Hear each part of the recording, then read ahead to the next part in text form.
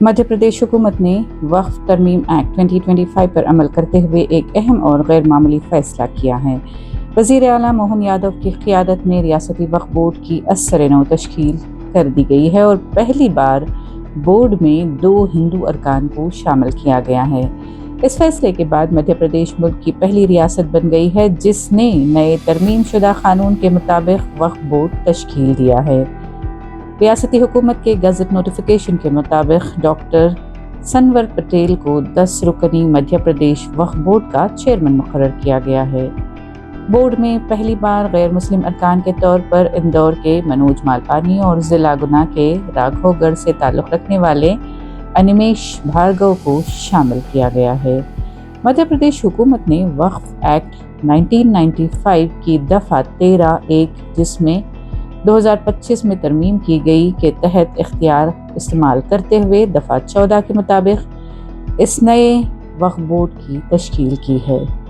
وقف بورڈ ایک قانونی ادارہ ہے جو وقف املاک کے انتظام و انصرام کے لیے قائم کیا جاتا ہے۔ اس کی بنیادی ذمہ داریوں میں وقف جائیدادوں کا ریکارڈ محفوظ رکھنا، ان کے استعمال کی نگرانی کرنا، ناجائز قبضوں سے ان کا تحفظ کرنا اور ان جائیدادوں کو مذہبی، تعلیمی اور فلاحی مقاصد کے لیے استعمال یقینی بنانا شامل ہے۔ نئے بورڈ میں سابق مرکزی وزیر نجمہ ہیپتاللہ، بھوپال نارتھ سے رکن اسمبلی عاطف عقیل، اجین کے فیضان خان، اندور کی فاطمہ چودھری، بیراسیا کی کونسلر شائستہ سلطان اور اسلام نگر کے کونسلر شبانہ خان کو بھی رکن مقرر کیا گیا ہے۔ حکومت کا کہنا ہے کہ اس نئی تشکیل سے بورڈ میں متنوع نمائندگی سامنے آئے گی۔ منوج مالپانی اندور میں سماجی خدمت اور عوامی فلاح کے کاموں کے لیے جانے جاتے ہیں۔ وہ مختلف سماجی تنظیموں کے ساتھ وابستہ رہے ہیں اور مذہبی اور عوامی مفاد کے متعدد پروگراموں میں حصہ لیتے رہے ہیں۔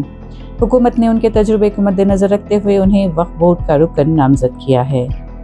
اسی طرح انیمیش بھارگو ضلع گنا کے راگھو گڑھ کے رہائشی ہیں اور طویل عرصے سے سماجی سرگرمیوں میں فعال کردار ادا کر رہے ہیں۔ مقامی سطح پر عوامی مسائل کے حل اور سماجی خدمات میں ان کی شمولیت کو دیکھتے ہوئے حکومت نے انہیں بھی وقف بورڈ کا رکن بنایا ہے۔ نئے قانون میں خواتین اور غیر مسلم ارکان کی شمولیت، وقف جائیدادوں کی ڈیجیٹل رجسٹریشن، ریکارڈ کے جدید انتظام کو مضبوط بنانا ہے۔